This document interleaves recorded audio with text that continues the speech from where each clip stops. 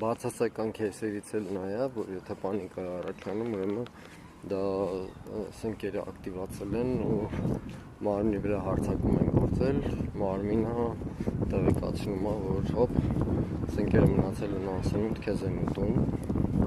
Այստեղ շատ մասնագետներ խորհուրդ են տալիս դադարեցնել ծոմը առհասարակ։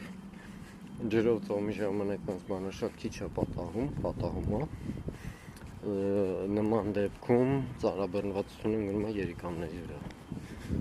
Շատ զգուշ է պետք լինել, որ դրդած ծոմը կարա երիկամների նման օրինակ դեպքերի պատճառով կարա երիկամների ամբողջ ինչ-որ բանը փչացնի, ֆունկցիանը։ Կամ սնկերը տանի լսմի երիկամներ, իսկ երիկամները դա ավելի բարդ օրգան է, քան լյարդը։ Լյարդը շատ արագ է վերականգնվում,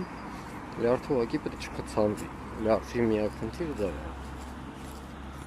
Այսինքն նշանակում է մենք կարողանում ենք խնայել մեր մարմինը, զարգացնել ենք։ Հիմա դուք ասեք ինձ զարգացում ճիշտ վրա է ինչ է։ Ովքեր առաջին նյութը այսօրվա կնայեն, այսօր մի քանի նյութ արել, բացատրությունը կա։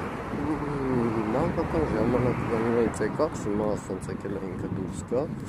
ստեսություն ասի գնա, այսպես բան։